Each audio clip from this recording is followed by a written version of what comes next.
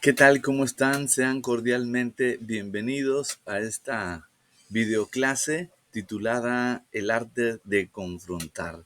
Hoy estaremos viendo esta poderosa herramienta en la psicoterapia de pareja. Y a manera de introducción, veamos otro elemento de la consejería que debemos utilizar con cuidado y discreción es precisamente la confrontación. Hay comportamientos, actitudes, ideas y decisiones en las parejas o en cada uno de los cónyuges que no podemos afirmar. Y por más que les preguntamos o conversemos con ellos acerca de asunto, a veces los aconsejados no verán la verdad y no cambiarán, no están dispuestos a entrar en una actitud correcta y en tales momentos es necesario confrontar. Por ello veamos algunas aplicaciones prácticas, consejos y veamos un ejemplo bíblico para ello. Precisamente el del profeta Natán y David cuando había cometido pecado con Betsabé. Y este tuvo que ser confrontado de una manera sabia y poética por el profeta, porque aún frente a él no podía asimilar debido a que el pecado le había cegado la vista.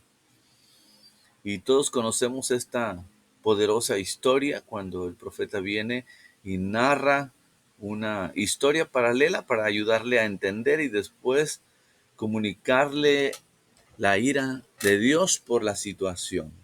Pero con una intención que hoy veremos de salvarle, de rescatarle, de volverle a conectar con su Dios, con su Creador, con su Salvador. Por lo tanto, observemos algunos aspectos importantes de la confrontación. Número uno, en este caso, Natán fue enviado a confrontar a David, algo que Dios mismo mandó a este profeta. Y bueno, Natán fue sabio cuando hablaba con David. Lo hizo, sí, fue autorizado y mandado por Dios, pero usó la sabiduría. Y otra cosa que el profeta también realizó fue que señaló justo el pecado de David. Este no tenía que ser merodeado, sino que tenía que ser específicamente señalado. Y también señaló directamente las consecuencias que venían sobre este acto que ya se había realizado y que no era la voluntad de Dios y que iba a traer consecuencias serias sobre él, su vida, su matrimonio, sus hijos, generaciones después de él. Qué importante este aspecto de la confrontación en la terapia de pareja. Veamos pues el propósito de la confrontación. Tengamos en cuenta que, número uno, comunica la ira de Dios.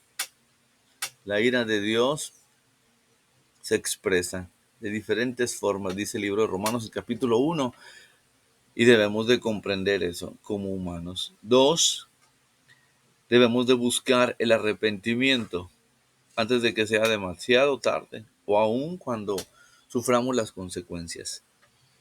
También el propósito de la confrontación tiene como objetivo la restauración de la vida de una persona. No pretende destruir el espíritu y desanimarlo y dejarlo abatido, sino restaurar su vida nuevamente al estado en el que se encontraba, sobre todo si ya tenía una relación con Dios y comunicación en su vida, una conexión con Dios nuevamente que le permita continuar con su propósito sobre todo. Veamos también algunas aplicaciones prácticas cuando estemos realizando este tipo de herramienta en la terapia de pareja. Para empezar, es importantísimo tener la dirección del Espíritu Santo. Ser guiados por el Espíritu Santo, quien nos llevará a toda verdad de manera apropiada y no sean nuestros sentimientos, argumentos o experiencias de proyección que pudiéramos transmitir a una persona. Ser dirigidos por el Espíritu Santo es sumamente importante. En segundo lugar, debemos de buscar palabras, términos apropiados que lleguen y toquen el corazón. a lo profundo del corazón con cada una de las palabras, sobre todo la palabra de Dios, que es como una espada que separa el espíritu y el alma y discierne las intenciones profundas del corazón y los pensamientos. Número 3, evitar argumentos. Utilicemos más bien la verdad de Dios, tan sencillo como esto, lo que significa que debemos de conocer bien la palabra de Dios para poder utilizarla de manera correcta en un momento determinado. Y por último, con todo esto, buscar el arrepentimiento en el corazón y la restauración, lo que va a implicar que hagamos las cosas con amor, de manera que la persona no solo se sienta confrontada, sino alentada a regresar a un estado previo de relación sana y fuerte con Dios. Algunas pautas que podemos tomar aquí en esta herramienta tan poderosa o para el uso de la confrontación son señales solo lo que afecta a la situación actual. No tenemos que regresar a todo el pasado y los errores, sino más bien la última que es suficiente, la que seguro está trayendo todavía más consecuencias. Y señales sobre todo que el propósito de esta conversación, charla o confrontación es salvar a las personas.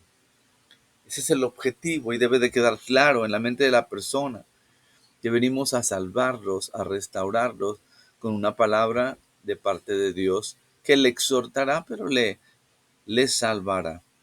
Utilice la exhortación como tercer aspecto en estas pautas y no la condenación. Jesús mismo dijo, yo no vine a condenar al mundo, vine a salvarlo y vine a dar mi vida por él. Así es que no deberíamos de hacer en ningún momento condenación hacia alguien, por más pecador que fuera, porque el Señor Jesús no lo hizo y no es el propósito. Teniendo en cuenta el objetivo de la consejería y la confrontación, deberíamos de exhortar con cuidado, de tal manera que logremos el objetivo principal. Por lo tanto, equilibrar la confrontación con la afirmación es lo mejor que podemos hacer utilizando esta herramienta poderosa en la terapia de pareja, donde la gente viene voluntariamente a reconocer sus errores, pero no les son tan fáciles. Así es que necesitamos ayudarles y hacerlo de manera apropiada. Como conclusión, es importante anotar que debemos ministrar con un corazón tierno, que pueda sentir empatía por el aconsejado y cuando tengas que confrontar, hay que hacerlo con ternura y en el amor de Cristo. Amén. Esperamos que este resumen breve en este videoclase haya sido suficientemente claro como para captar la importancia y la manera adecuada de confrontar en la terapia de pareja. Muchas gracias. Hasta pronto.